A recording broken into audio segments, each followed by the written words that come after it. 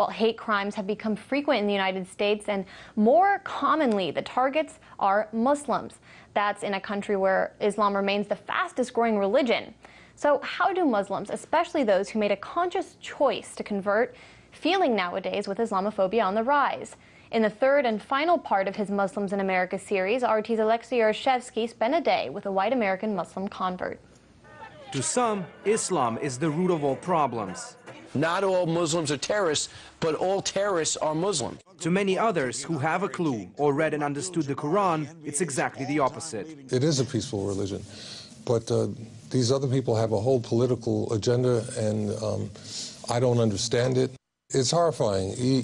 Something that has been such a very positive in my life is now being portrayed as a training ground for mindless maniacs, really, who don't care who they murder. Nevertheless, despite pundits and politicians alike continuously failing to see the difference between Islam and its radical offshoots, this religion is expanding at a fast pace. There are still no exact statistics as to how many Muslims are there in the United States. Some statistics say it's 4 million, some double that figure. What's undeniable is the rapid growth of Islam in the country. Only 10 years ago, there were only 50 Islamic schools across the nation. Now this number stands at 200. The same applies to Islamic centers. This number has tripled over the last 2 decades. And to a certain extent, Islam can credit converts for its growth. But if this religion is evil, as some believe, why would people growing up in other environments want to join it? My attraction to Islam had to do with just what I had learned about the scriptures. My curiosity increased, and I started to investigate Islam. I found it to be something that I wanted to learn more about. We spent a day with a convert to find out. I pray here, I pray everywhere in the house. Robert Mago is what you would call a genuine white American. In fact, his family's presence in the United States dates back 4 centuries. So you have this piece of art, basically centerpiece of your apartment, right? Well, Islam is the centerpiece of my life. Nevertheless, 9 years ago, Robert made a life-changing decision.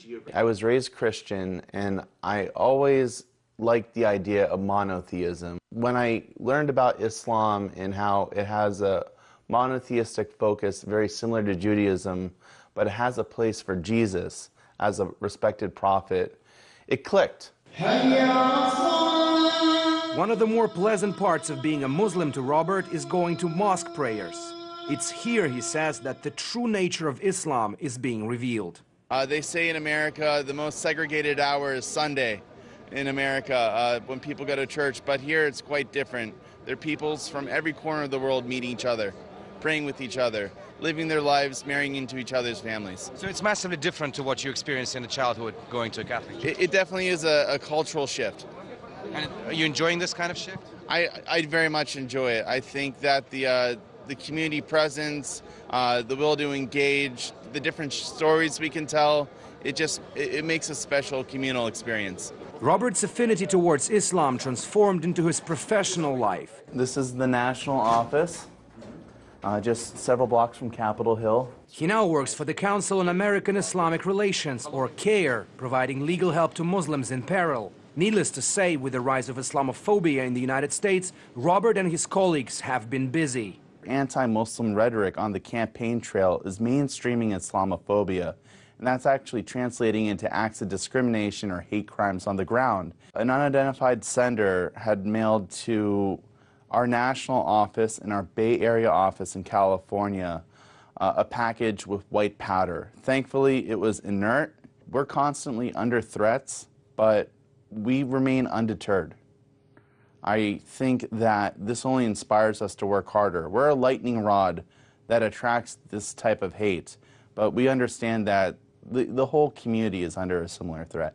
The notion you would often hear from Muslims in America these days. They acknowledge that thanks to those committing atrocities while associating themselves with Islam, the whole religion is being put into crosshairs. But just as their book, the Quran, teaches them, they're sure that adversity will eventually make way for the bright future. Alexei Yaroshevsky, RT, reporting from Washington, D.C.